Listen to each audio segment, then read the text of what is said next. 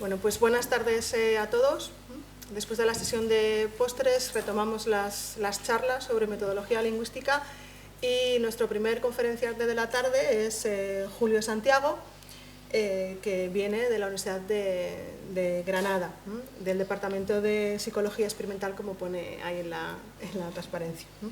Bueno, Julio ha venido varias veces, algunos de vosotros seguro que lo habéis visto varias veces dando charlas en Zaragoza Lingüística, así que voy a hacer una presentación bastante breve.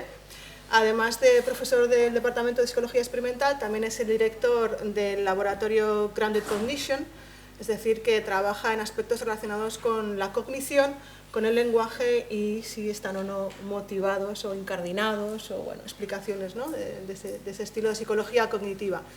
Entre las áreas en las que más trabaja o ha trabajado, por un lado tenemos los aspectos sobre significado y representación mental, aspectos como la metáfora, relativismo lingüístico, también aspectos de procesamiento de la lengua de signos y su interpretación. Y a mí siempre que viene, y suelo presentarle yo siempre, siempre me gusta mucho destacar, además de su faceta como investigador, también como divulgador de todos los aspectos relacionados con la ciencia cognitiva y también como en la innovación docente. Entonces, es uno de los directores de hace mucho tiempo de la revista online gratuita Ciencia Cognitiva, que algunos de vosotros, sobre todo los que sois alumnos de primero de lingüística, seguro que habéis leído algún, o bueno, por lo menos está en la bibliografía, algunos artículos de divulgación sobre diferentes aspectos del lenguaje relacionados con la psicolingüística. Así que uno de los directores, fundador y promotor de esta divulgación científica es Julio Santiago. Hoy nos viene a hablar de aspectos no de los que he dicho, de lengua de signos o de significado y representación mental, sino que nos va a presentar, como veis ahí en el título, ¿no? qué es, ¿no? el metaanálisis en las ciencias sociales. Aquí sí que sin más dilación yo le dejo la mesa a Julio. Gracias. A ver, ¿me oís bien? Sí, ¿no? Vale, muchas gracias Iraide, muchas gracias a los organizadores por invitarme. La verdad que siempre es un gusto venir a Zaragoza. El caso es que, como decía Iraide, pues he venido varias veces y bueno, y me he dado conferencias en muchas otras ocasiones, pero creo que la verdad que pocas veces he dado yo una conferencia que me haya resultado tan complicada de preparar como esta. Porque, bueno, yo no soy un experto en estadística, utilizo la estadística continuamente en mis investigaciones, pero no soy un experto en ella.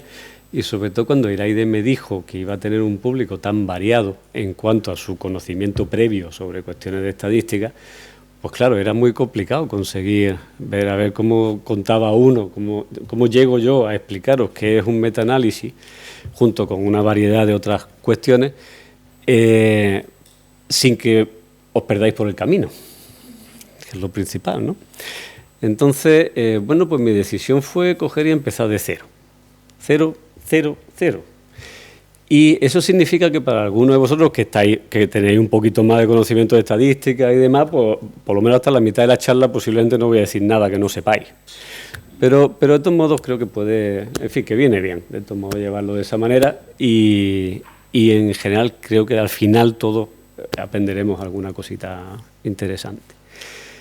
Bien, el punto de partida de la charla es lo que se ha dado en llamar la crisis de la reproducibilidad en la ciencia psicológica inicialmente, porque este artículo se publicó en Science hace ya algún tiempo, pues se centraba en estudios psicológicos. Pero poco después, esta crisis de reproducibilidad se ha visto que afecta a una amplísima literatura de ciencias sociales y no solo, sino también de ciencias biomédicas. Y en este artículo, por ejemplo, amplísimamente citado y conocido, este artículo está publicado en una revista de biomedicina y el campo científico al que realmente se refiere es el de los estudios biomédicos, los estudios de efectividad de ciertas terapias farmacológicas, detección de marcadores del cáncer, etcétera, etcétera, etcétera. Es decir, es una cuestión muy amplia que afecta a todas aquellas ciencias que necesitan hacer estadística y que tiene que ver con el modo en que hemos estado haciendo estadística hasta ahora. Entonces, en esta charla, pues lo que quiero es hablaros un poquito de cómo se ha llegado hasta aquí, qué cosas hemos estado haciendo mal, aunque pensábamos que estaban bien, pero qué cosas no resultaron estar tan bien, que han hecho que buena parte de nuestros resultados publicados actualmente, pues haya razones para pensar que igual no son reproducibles. Que un resultado no sea reproducible viene a significar que no podemos creer en él. Entonces, si llegara a afirmar cosas como que más de la mitad de los resultados publicados no son reproducibles, es un auténtico choque para o sea, todos los que pensamos que hemos estado haciendo una ciencia que sirve para algo.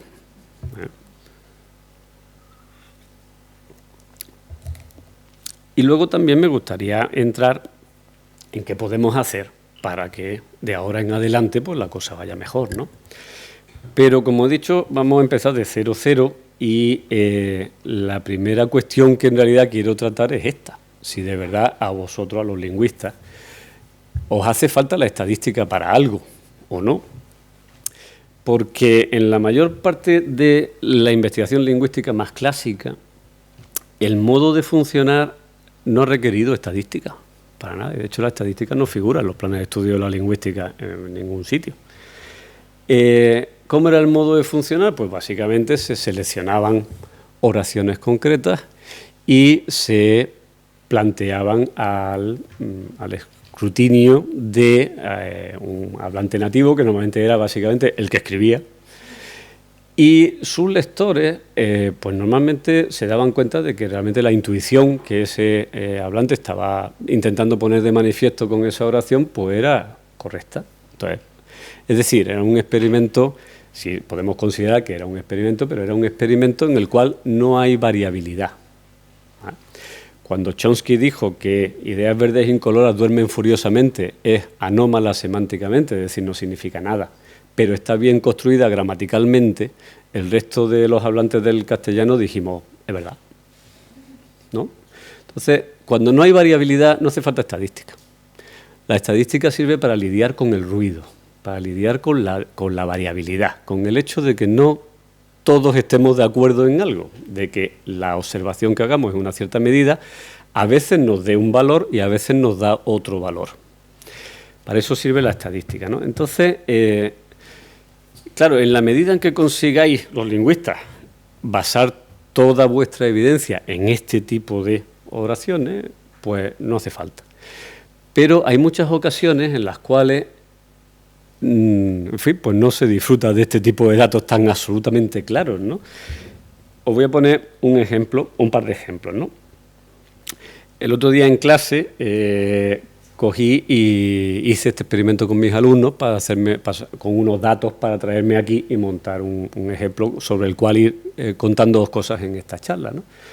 Entonces le pedí a Iraide, de hecho, que me diera un par de oraciones que pudieran tener un cierto interés lingüístico y seleccionamos esta y la siguiente que os voy a poner, donde la cuestión tiene que ver con la cuestión de la concordancia de género, ¿vale? Entonces, en esta se hace una concordancia con el género femenino de agua, el poca agua, que no es lo más habitual, se suele decir un poco de agua más que una poca de agua, y en esta otra se dice una pizca de agua, pero claro, como la variante masculina de esta palabra en particular es poco menos que de uso cero, exceptuando Canarias, si está por aquí Victoria seguro que me lo confirma, ¿verdad? En Canarias se dice un pisco de agua, pero en el resto de España no, que yo sepa. Entonces, bueno, pues yo suponía que la violación, digamos, de la concordancia, la concordancia más habitual, ¿no? En este caso, pues iba a generar que la gente valorara esta oración como un poco menos gramatical o aceptable que esta otra. Daros cuenta que ninguna de las dos es 100% aceptable. Si tuviéramos unas oraciones clarísimamente aceptables para todo el mundo, pues no habría variabilidad y de nuevo no necesitaríamos estadística.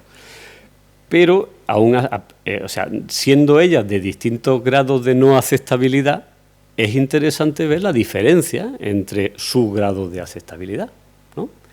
Entonces cogí y le pedí a mis estudiantes, que tenía yo 13 personas en clase en ese momento, que me valoraran esas dos preguntas, y estos son los números que me dieron. Ya está. Entonces, pues dije, bueno, vamos a ver. Como vosotros podéis ver, aquí la cosa no está tan clara. ¿Cuál es más aceptable, cuál es menos aceptable? Vamos a ir viendo qué hacer con esto y ver si la estadística nos ayuda a aclarar, a responder la cuestión de si realmente hay una que sea más aceptable que la otra, ¿no? En el camino os voy a enseñar cómo se ha usado la estadística hasta el momento. Bien, cojamos y representemos esos datos. Si os dais cuenta, o sea, aquí tenemos la escala de gramaticalidad, ¿vale? Y como mis estudiantes solamente me habían dado 4, 5, 6, 6 y 7, bueno, algo raro hay, porque yo he visto algún 8 por aquí, y no está. No sé, aquí hay 8. No sé exactamente qué es lo que ha pasado, igual... Bueno, aquí están todos los datos de... Igual esta es una... La pregunta A, vale. Ahora vendrá la pregunta B, efectivamente, allí estarán los 8. Vale. Bien, entonces, para que os vayáis acostumbrando a cómo... Pues os voy a presentar muchos gráficos, os vayáis acostumbrando a lo que voy a hacer. Mirad, en este grupo, la pregunta A, aquí os voy a poner la media y un índice del grado en que se dispersan alrededor de esa media estas puntuaciones, ¿vale? La media es la línea azul, está aquí marcada, y hay una cierta dispersión, hay ruido alrededor de esa media, ¿no? Y aquí en mayúscula voy a poner la media real, es decir, la media que si yo le pudiera preguntar a la totalidad de los hablantes del español, la media que saldría, ¿verdad? Y la dispersión real que habría en ello. Pero, perdón, yo tengo solo 13 personas en mi estudio, estas no las conozco y solo puedo calcular la media de mis personas y su dispersión. Como claro, se me han repetido muchos números, pues tengo aquí cuatro datos nada más, pero si yo cojo y represento en forma de altura, represento cuántas personas me han dicho 5, cuántas personas me han dicho 4, cuántas personas me han dicho 6, pues entonces hago un histograma. Esto también se le llama una distribución.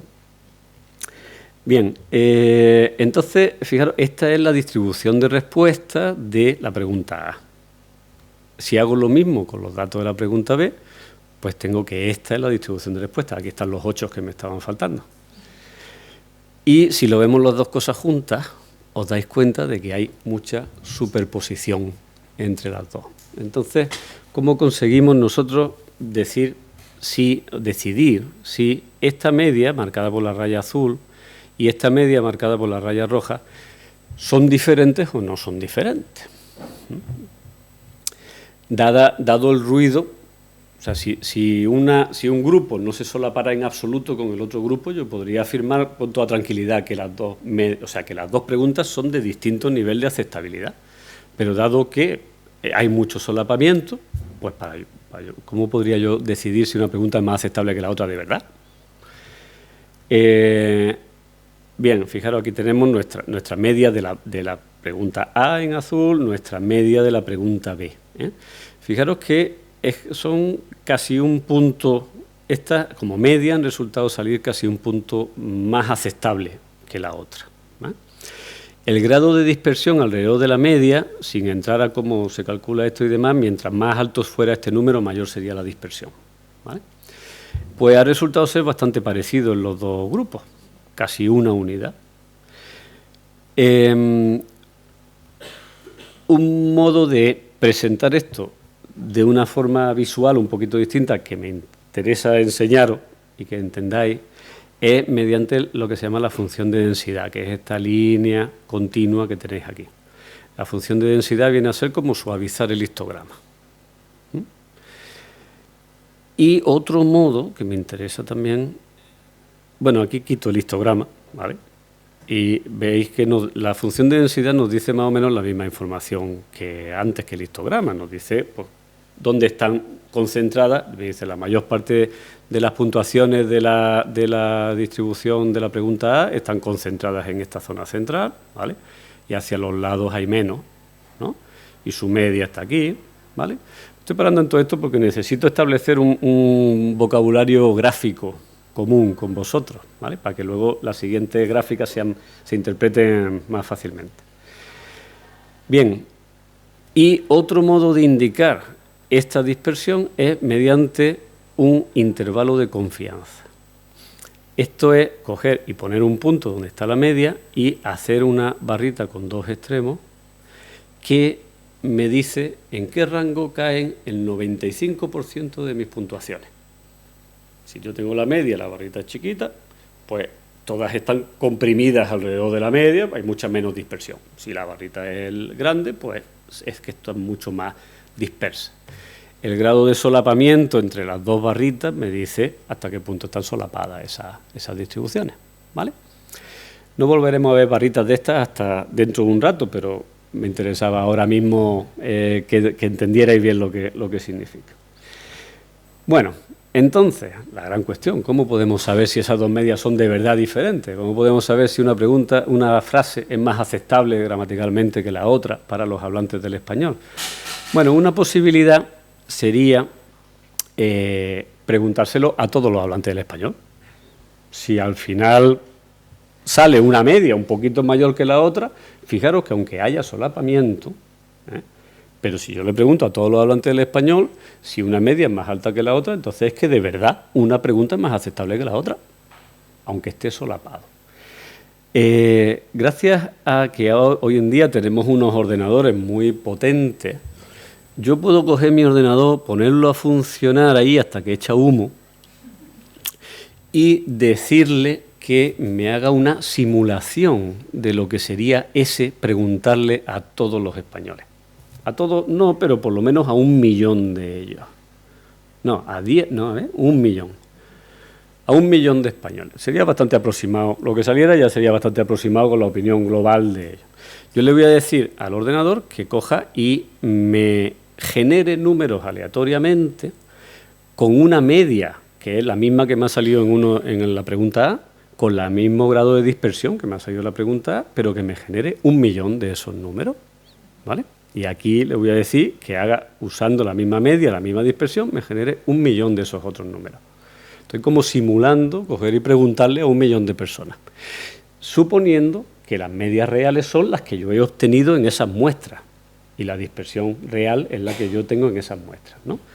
Entonces lo hago, se pone eso ahí a trabajar, echa humo y entonces me sale esto. Fijaros cómo cuando yo tengo 1 millón de datos, las distribuciones se han suavizado perfectamente, son perfectamente simétricas, están centradas en su media, y ahora los intervalos recogen exactamente el 95% real, o sea, fijaros, para que sigamos con la lógica, fijaros como ahora sí sabemos, porque lo he especificado yo sé cuál es la media real, sé cuál es la dispersión real, ¿vale? Y al hacer el histograma de estos más chiquitos, podemos ver perfectamente cómo la distribución de densidad de verdad es un histograma idealizado, es que realmente sigue perfectamente, me dice exactamente dónde caen las puntuaciones, ¿vale? Bien, en este caso, yo tengo que concluir que las dos medias son de verdad diferentes, a pesar de que hay un montón de solapamiento. Pero es que, o sea, si me hubiera salido una gráfica exactamente igual si yo pongo aquí los 100 millones de españoles que hablan en el mundo. Entonces, perdón, a ver, aquí. Entonces yo tengo que concluir que las dos medias son de verdad diferentes, lo cual significa, de verdad, la pregunta B, la roja, es más aceptable, más gramatical que la A. Es decir, sí existe el hablante ideal de los lingüistas, lo que pasa es que no es ninguna persona concreta, surge de la agregación de los datos de todos los hablantes del castellano, ¿no? Pero volvamos a nuestro mundo real, donde yo no puedo preguntarle a todos los hablantes del castellano. Entonces, ¿cómo podemos saber si las dos medias son diferentes de verdad, pero basándome en mis pocos datos de mi único experimento, con la poquita gente a la que yo le he podido preguntar. Esa es la cuestión de la estadística. Bueno, la estadística inferencial, ¿no? Entonces, volvemos a mi experimento. Estos son el mismo gráfico que habéis visto antes, mis datos de mis estudiantes, ¿vale? Entonces, la cuestión es, yo calculo la diferencia de las medias, hago la resta, ¿no? Y digo, esta es una diferencia de esta cantidad, de casi un punto. ¿Cómo puedo yo saber que eso de verdad es así en el mundo, digamos, teniendo en cuenta todos los posibles hablantes del castellano, ¿no? Bien. Una posibilidad... bueno, antes... O sea, hay que tener en cuenta que... O sea, a lo mejor uno podría pensar, dice, bueno, si tienes esa diferencia de media, ¿vale?, es que no pueden ser iguales.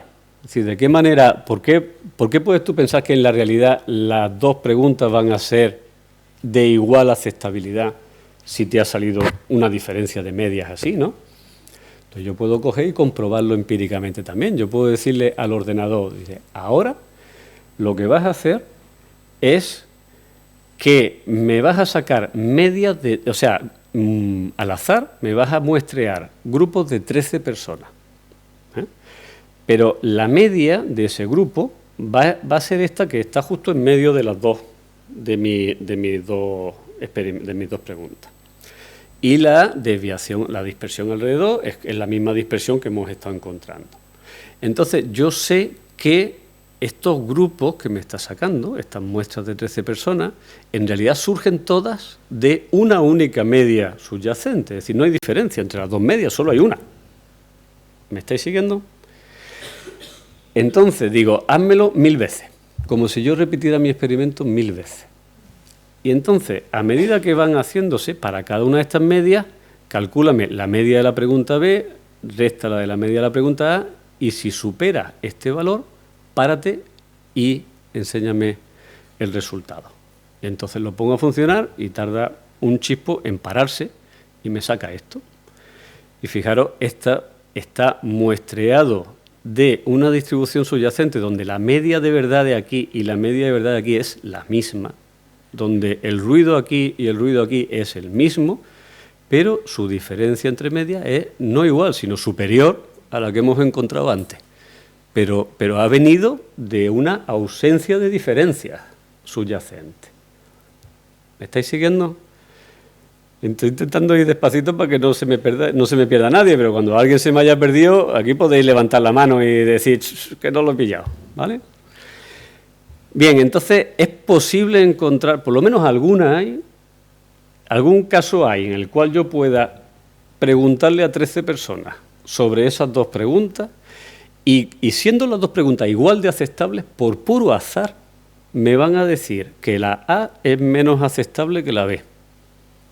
En esa cantidad, ¿no?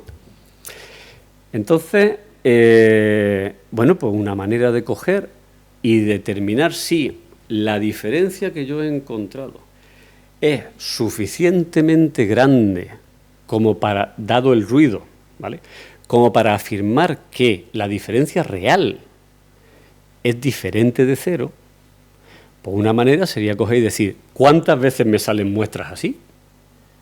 De muchas veces que yo puedo repetir el experimento, ¿cuántas de ellas me van a salir mayores, iguales o mayores que la diferencia que yo he encontrado? ¿No? Cogemos el ordenador, lo volvemos a poner a funcionar. Ahora os explico os pongo el ejemplo primero y volvemos a esto. Saco 1000 experimentos sin diferencia subyacente. Una única media para los dos grupos, una única dispersión, muestras de 13 personas. Pero le digo, no te pares, sácamelas todas. Y ahora dime, yo cojo y pongo aquí, fijaros, aquí he puesto la media de las dos. Aquí está el 0,92, que es la media que yo he encontrado. Y ahora ya sabéis interpretar muy bien el histograma, ¿no? De esas 1000 experimentos que he hecho, pues aquí, en este punto exacto, han encontrado una diferencia del orden de casi de 0, por ejemplo, me han encontrado una diferencia 100 experimentos, aquí unos poquitos menos, ¿vale? Pues esta es la que yo he encontrado. ¿Cuántas veces me han salido diferencias iguales o superiores a esa? 11 veces. ¿Qué probabilidad tengo yo, por tanto, de encontrar una diferencia así de grande cuando subyacentemente no la hay? Pues tengo una diferencia de 0,011. Un 11 por 1000, ¿verdad? Pues esta es la lógica de lo que se ha dado en llamar el hypothesis testing o pues, la lógica de la estadística inferencial que hemos estado usando hasta ahora. Es coger y decir, vamos a estimar la probabilidad con que se va a obtener la diferencia que hemos encontrado por puro azar. Y si esa probabilidad es muy baja, normalmente se establece que menos de un 5%, entonces voy a afirmar que realmente hay una diferencia real. ¿Me habéis seguido? Si me habéis seguido hasta aquí, esto es todo un éxito. Entonces, si lo bueno yo voy a afirmar que es real, pero además es que voy a saber qué probabilidad tengo de equivocarme. Sé que me puedo equivocar en el 5% de los casos, ¿verdad? Igual, eso es una ventaja doble. Es decir, yo afirmo una cosa, pero además sé que tengo una probabilidad de error, pero sé cuál es esa probabilidad de error. Bien, entonces, esto es lo que hemos estado haciendo hasta ahora, ¿vale? Para que os deis cuenta de una cosa que es importante que tengáis en cuenta, imaginaros que el grado de ruido es mayor. Voy a repetir exactamente lo mismo, no hay diferencia subyacente, hay una única media. Pero en lugar de tener una dispersión alrededor de casi un 1, ahora va a tener una dispersión de casi un 2. Y le digo, vuelve a sacarme esas 1000 muestras y vamos a volver a mirar la diferencia de medias que hay, ¿no? Pues esta es la distribución que ahora tenemos, fijaros, es mucho más plana y hay muchas más muestras que por puro azar han quedado con una diferencia de medias mayor de ese 0,92.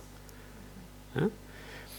Ahora la probabilidad, son 115 las que hay aquí, en estas barritas. La probabilidad, por tanto, de que esa diferencia que yo he visto o mayor me haya salido debido al puro azar es más alta que antes. Ahora yo no puedo afirmar que hay una diferencia subyacente real, porque la probabilidad de equivocarme es demasiado alta. Hemos dicho que hasta el 5% la admito, de ahí no. A partir de ahí no. ¿Vale? Entonces, a lo que quiero que os deis cuenta es que el que yo pueda decir que dos medias son de verdad diferentes depende de dos grandes factores. Uno es la diferencia entre ellas, que mientras más grande sea, pues más posible es que de verdad sean diferentes.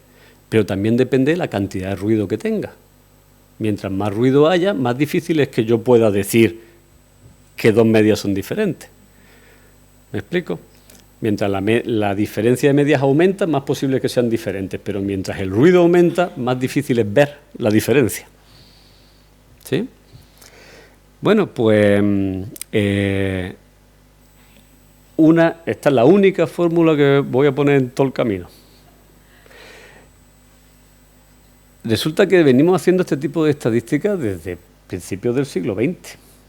Esto lo propuso un estadístico que se llama Fisher, creo que era año 1915, 1920, una cosa así.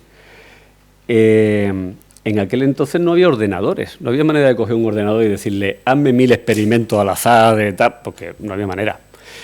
Pero él descubrió que solamente a partir de una muestra es posible estimar la probabilidad de que esa muestra se deba, o sea, esa diferencia de medias, ¿vale?, que hemos encontrado, se deba al azar.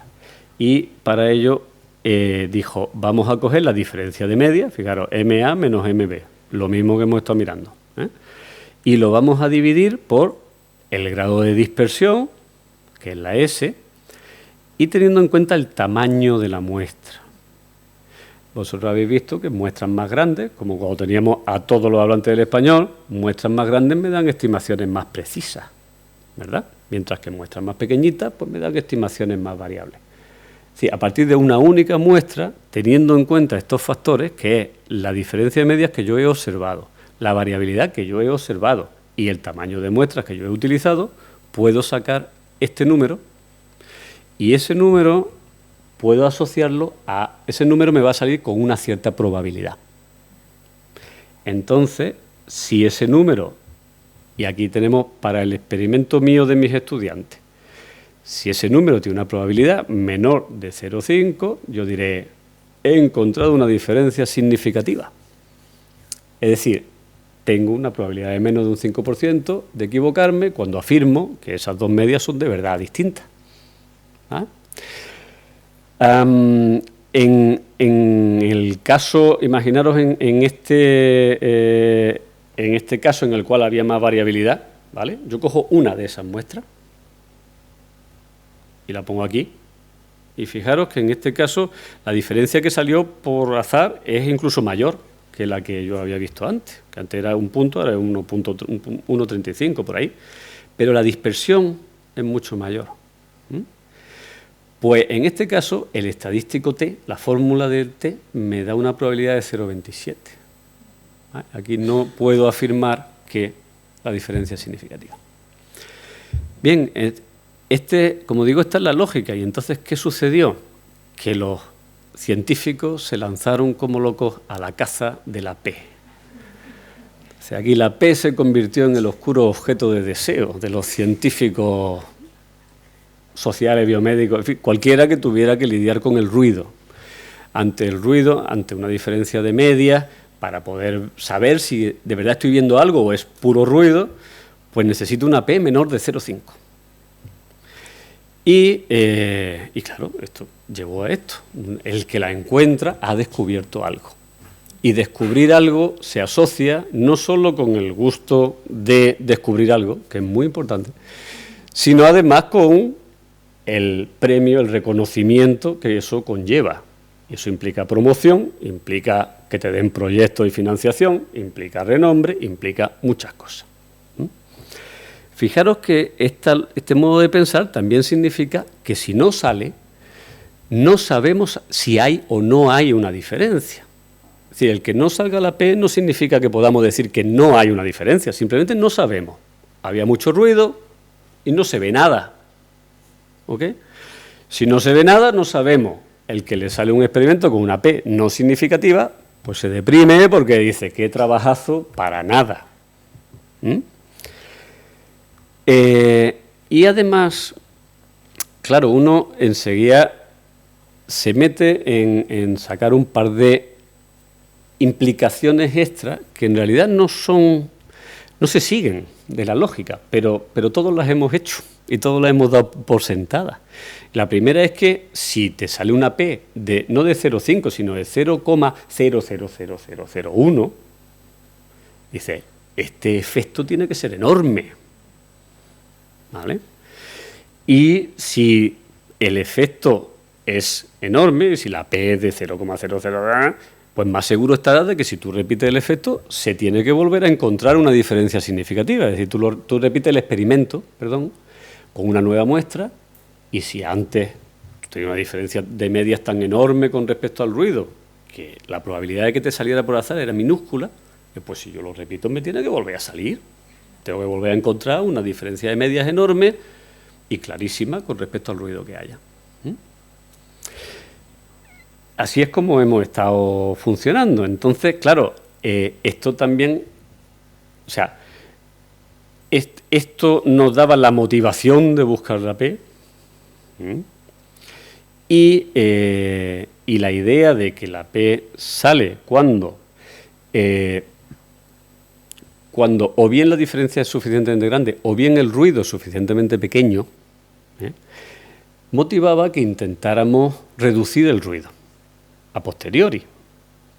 Entonces, pues nos sentíamos perfectamente justificados en coger y decir, voy a ver si tengo algún outlier. Un outlier, un profesor mío de estadística lo llamaba en español punto fuera de tiesto. Y era decir, yo tengo mi distribución, habéis visto la de mi pregunta A, por ejemplo, ¿no? Mi distribución. Y resulta que están todos, bueno, en una escala de 0 a 10 es imposible que haya un outlier, muy outlier, pero imaginaros, ¿qué ha pasado por aquí? Vamos a ver si esto, mientras que vuelve o no vuelve. Imaginaros una escala, por ejemplo, de tiempo de reacción, donde uno puede tardar desde 0 hasta, si lo medía en un milisegundo, imaginaros 30 segundos en responder, 50 segundos, un minuto en responder, con lo cual son 60.000. Pues imaginaros de 0 a 60.000. Pues imaginaros que todo el mundo me responde, no sé qué ha pasado aquí, veremos a ver cómo podemos seguir. Imaginaros que todo el mundo me responde alrededor de un segundo tarda en responderme, ¿vale? Están todos ahí, hay un poco de variabilidad, están todos ahí. Y de pronto hay una persona que ha tardado 15 segundos en responder. Ese es un punto fuera de tiesto. Ese se me habrá dormido. Algo está haciendo, pero no es lo que yo le he pedido que haga. Entonces, ese es un outlier. Lo quito. Al quitarlo, la media se ve muy afectada, ¿vale? Pero uno está justificado en hacerlo porque piensa que está reduciendo el ruido. Y está reduciendo el ruido por buenas razones. Esa persona está metiendo ruido, pero claramente estoy justificado en quitarla porque no está haciendo... Todos los demás, haciendo lo que yo les he pedido, han tardado un segundo. ¿Qué hace este tardando 20? ¿Me estoy explicando? Sí. Bueno, pues ahora ya sí tenemos un problema, porque esto no ha vuelto y no sé lo que está pasando realmente. A lo mejor... Vamos a ver, pues enseguida estamos. Bueno, pues ahora veréis que en la idea de reducir ruido y también de explorar un poco más el espacio espacio, digamos, empírico de respuesta de esa pregunta, pues hay un montón de cosas que se pueden hacer y que hemos hecho todos. A ver si consigo ver algo por aquí.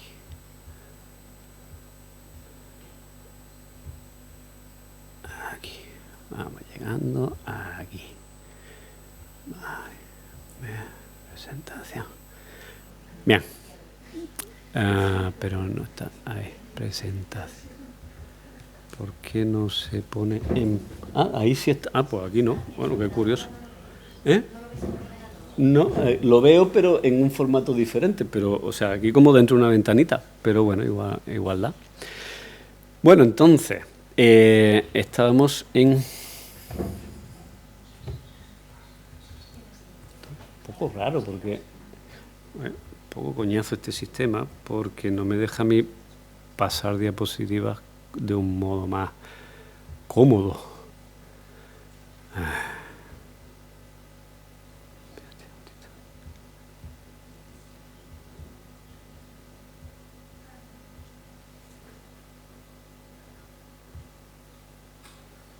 Ahí se ve muy bien, pero aquí se ve fatal. Bueno, pues miraré para allá. Lo que pasa es que si yo le doy... Sí, se mueve. Vale, perfecto. Bueno, pues ya está. Entonces, ¿qué más cosas podemos hacer? Pues... menos mal que me he venido preparado. ¡Ja! Ok, sí, casi me gusta más así. Pues, entonces podemos, aparte de quitar los outliers, podemos, si yo me he tomado la precaución al principio de medir varias cosas a la vez, imaginaros que no solo les pregunté a mi gente cómo de aceptable veían las oraciones, sino que además he medido el tiempo que tardan en responder. Ya tengo dos medidas. Uno puede decir, hombre, es lógico, ¿no? Las cosas más aceptables no solo van a dar un valor más alto, sino que además van a contestar más rápido. Pues ya tengo dos posibles lugares donde encontrar esa diferencia significativa que a mí me interesa. Puedo evidentemente coger y decir, bueno, 13 personas no me ha salido significativo, pero es que la muestra puede ser pequeña. Vamos a meter otros 10, a ver qué pasa, ¿no? Con eso, en principio, se reduce el ruido. Mientras más gente, menos ruido, pues mejor, ¿no? Puedo meter covariantes, por ejemplo, dice, ¿y si resulta que esto depende del nivel de inteligencia de las personas? Puedo medirlo también y ver si eso, al descontarlo estadísticamente de las diferencias, me reduce el ruido. Si reduce el ruido, entonces la diferencia entre esas dos medias puede resultar ser suficientemente grande con respecto al ruido restante como para salir significativa, ¿verdad? Y bueno, y sobre todo, y si finalmente no consigo de ninguna manera conseguir ver esa P significativa, pues cojo mi estudio y lo meto en un cajón y me olvido de él. O lo intento publicar y el propio editor de la revista es el que me dice, esto no sirve para nada, no se publica, ¿verdad? Porque no has encontrado una diferencia y no sabes si realmente la hay o no la hay, ¿vale? Así hemos estado funcionando y así ha funcionado la ciencia. Y claro, de alguna manera esto es lo que nos ha llevado a la crisis de la replicabilidad esta que tenemos ahora. Hoy en día todo este tipo de prácticas que hemos visto aquí arriba, ahora se le llaman p-hacking o p-phishing, la pesca del valor de P, la pesca del 0,5. Y a esto se le llama el problema del archivador. ¿Por qué son tan problemáticas estas? Daros cuenta de que nadie, bueno, alguna gente sí que ha hecho trampa de verdad, con mala intención, pero la inmensa mayoría de los científicos no. La inmensa mayoría de los científicos hemos hecho este tipo de cosas pensando que estaba correcto, intentando reducir la variabilidad para poder ver las diferencias de forma más clara y poco más, y echando las cosas al cajón pues porque nadie las quería tampoco. Entonces, para que entendáis un poco por qué todo esto no es buena idea, vamos a volver a echar a trabajar al ordenador, que ahora que está enchufado creo que no se quejará, y vamos a pedirle de nuevo que nos repita esos 1000 experimentos que le hemos pedido que nos haga antes, sacando muestras de 13 personas y con las mismas diferencias que yo encontré en la clase de mis estudiantes, ese casi punto de diferencia aquí y esta variabilidad y tal.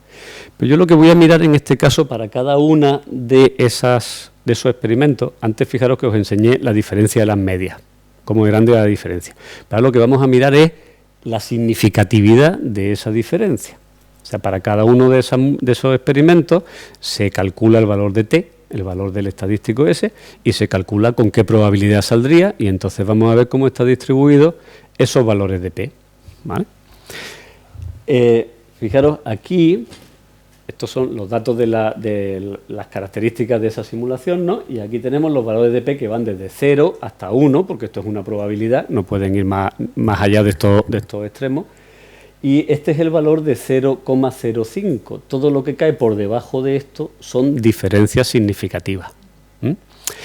Es decir, para esa diferencia de medias, en la inmensa mayoría de los casos en que yo repito el experimento, el valor de P es menor de 0,5 y afirmó que la diferencia es significativa, ¿vale?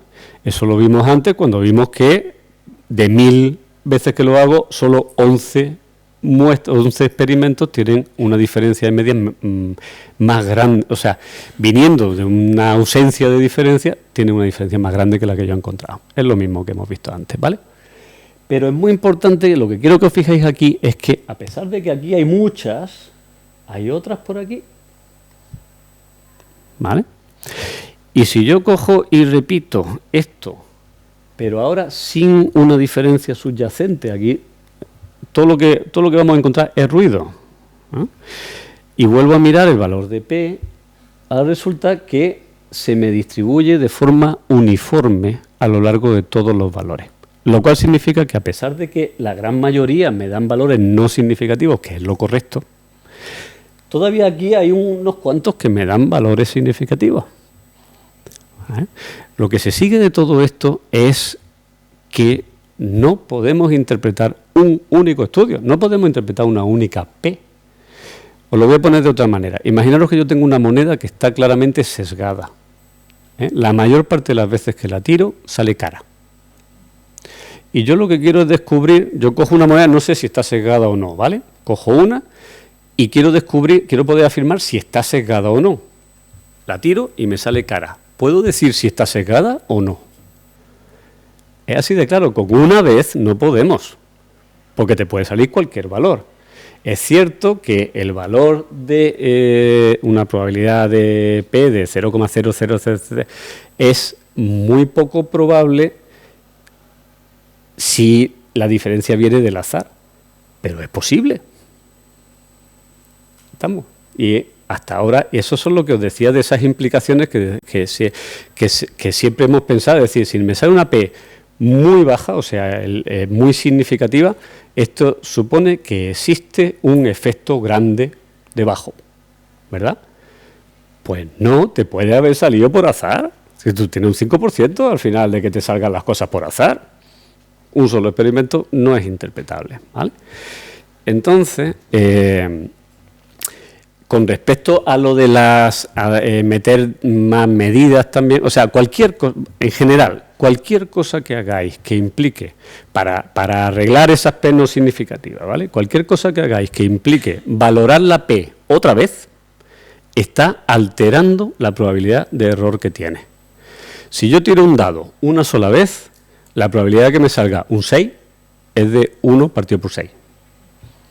Pero si la probabilidad de que me salga un 6 cuando tiro el dado, o sea, al menos un 6 cuando tiro el dado 2 veces, ya es de 2 partido por 6.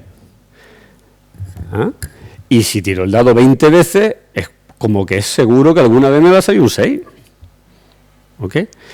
Entonces, para que veáis la aplicación práctica de todo esto, vamos a irnos a una página web que es muy divertida, es súper divertida, que es una página web para entrenar a la gente habilidades de p-hacking. Es decir, si por si acaso no tenía ya suficientes habilidades por ti mismo, pues aquí puedes practicar. Entonces, el modo en que esto funciona es el siguiente. Pongámosle aquí el nombre del efecto que yo quiero. Por ejemplo, el efecto de gramaticalidad de la concordancia. Y este es mi grupo de control, ¿vale? Imaginaros que esta es la pregunta, vamos a llamarle la pregunta con el pizca y la pregunta con el poca. Y le voy a decir que me saque al azar, muy parecido a lo que yo he estado haciendo, ¿eh? Me saque al azar 2 participantes, o sea, 20 participantes en cada uno de esos 2 grupos. Le voy a poner que el efecto subyacente es 0. O sea, en realidad, todo lo que vamos a ver se debe al azar, puro y duro. ¿Perdón?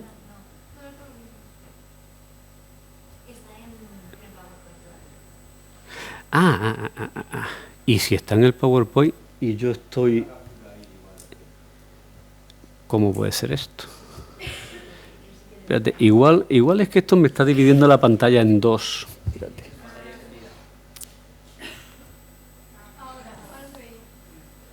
A ver si ahora quiere. Este es el que yo estoy viendo, este sí. Este sí. Vale. Bueno, y de paso hemos arreglado el otro problema. Pero ahora no lo veo aquí. Espera, a ver si ahora se consigue ver en los dos lo mismo. A ver si suerte.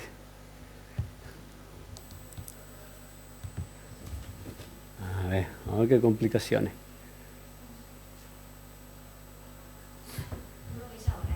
Yo sí, pero no quiere pasar para allá.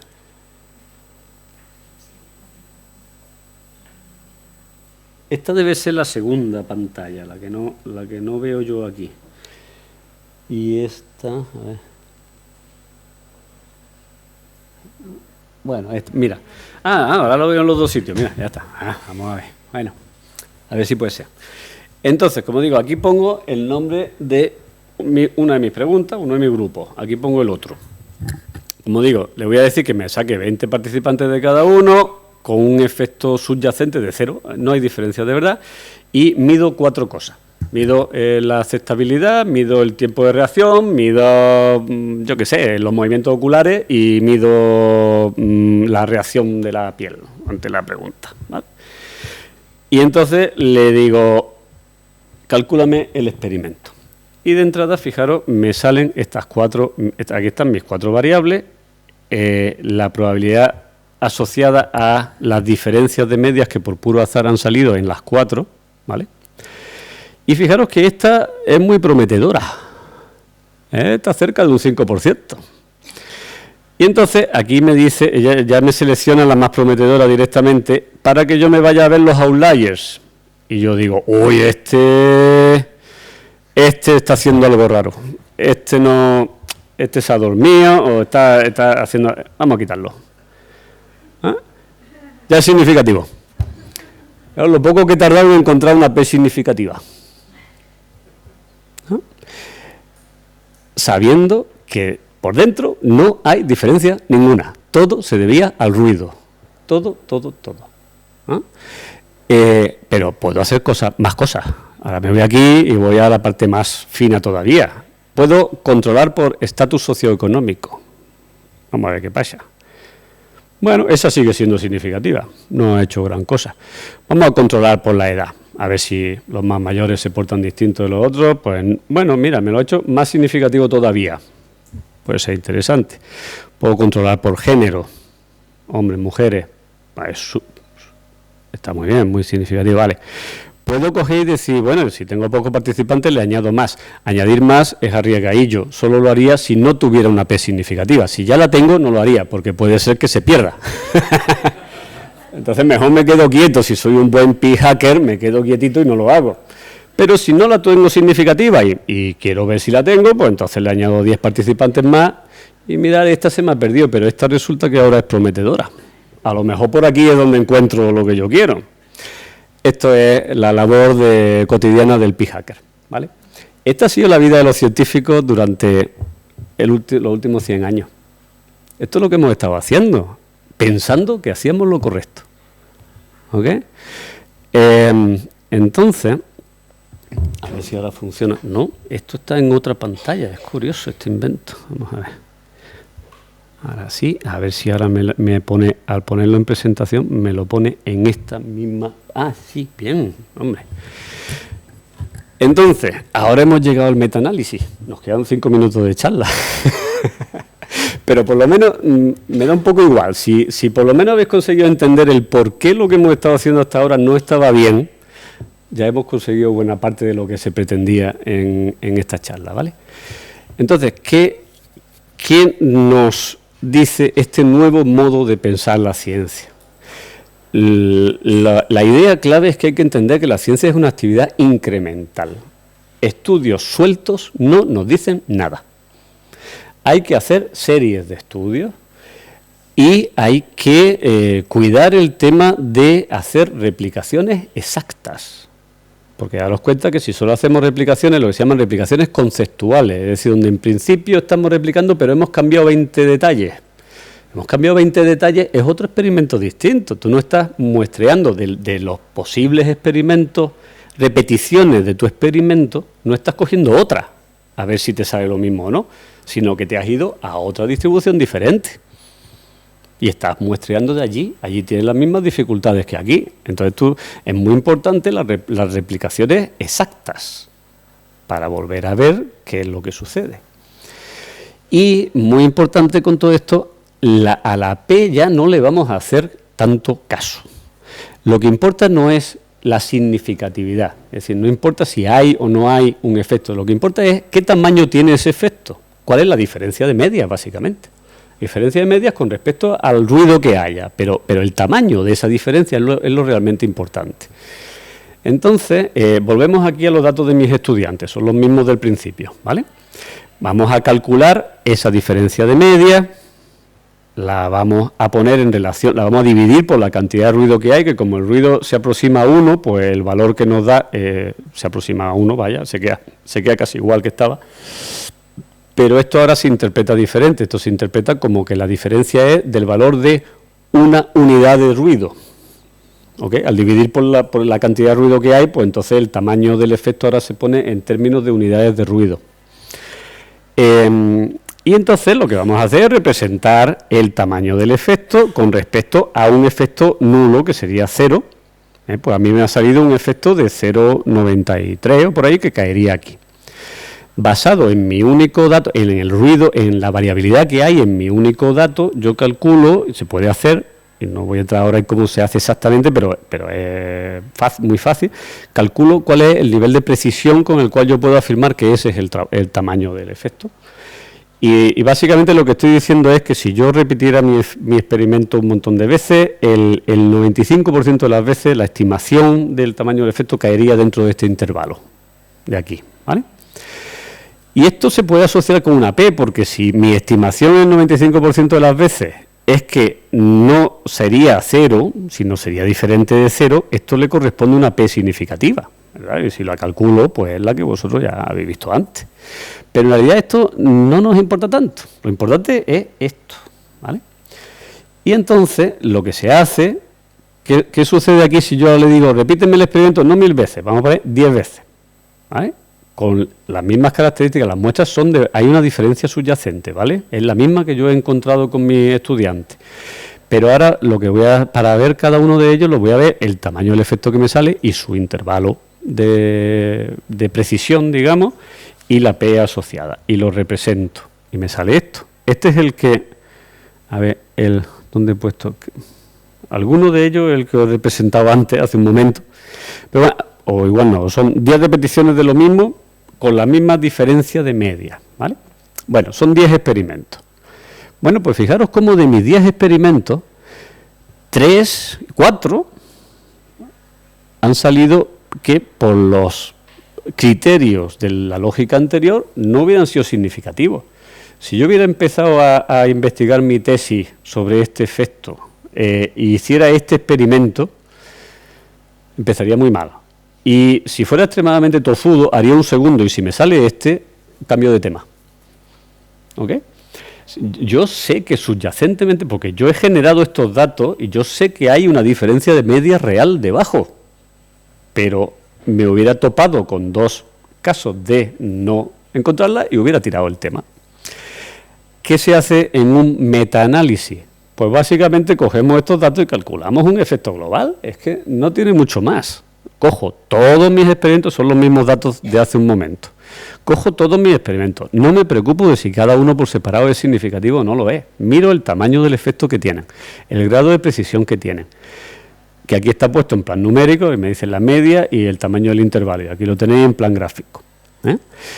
Y para todo ello junto me sale que el tamaño estimado real del efecto es su intervalo de confianza es fijaros que al meterlos todos juntos ya la precisión con la cual puedo estimarlo es muchísimo mayor que antes, y aquí puedo ver que es claramente distinto de 0, aquí hay algo, y además en concreto la estimación está más o menos en 1, que es el real, ¿ah?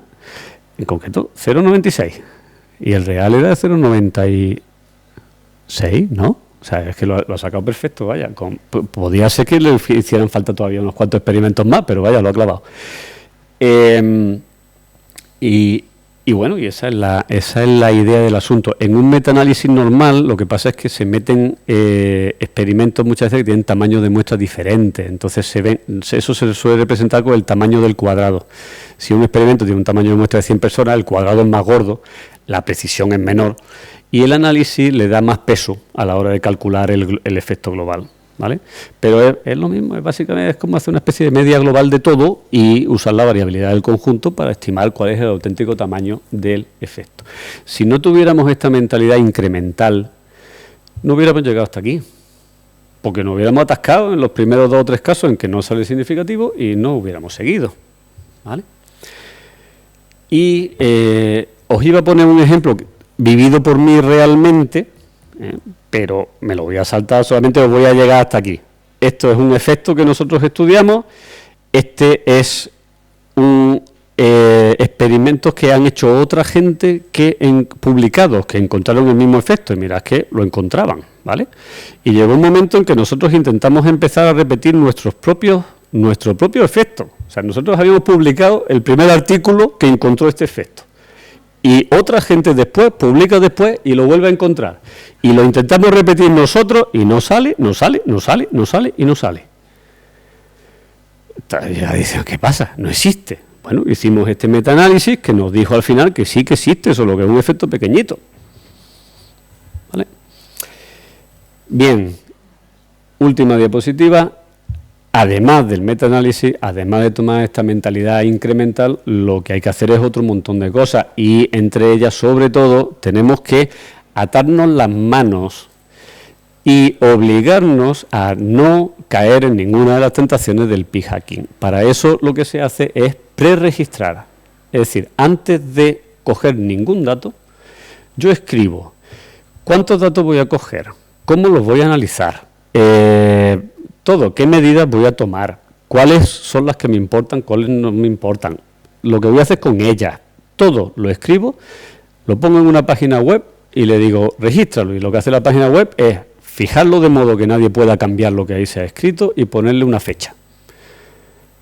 Y después recojo mis datos. Y entonces después tengo que hacer lo que he dicho que iba a hacer. Y si la cosa sale, pues sale. Y sé que tengo un 5% de equivocarme. Y si no sale, no sale. Incluso aunque no me salga la probabilidad significativa, no lo tiro. Lo dejo para hacer un metaanálisis después. ¿Ok? Y ya está. Gracias.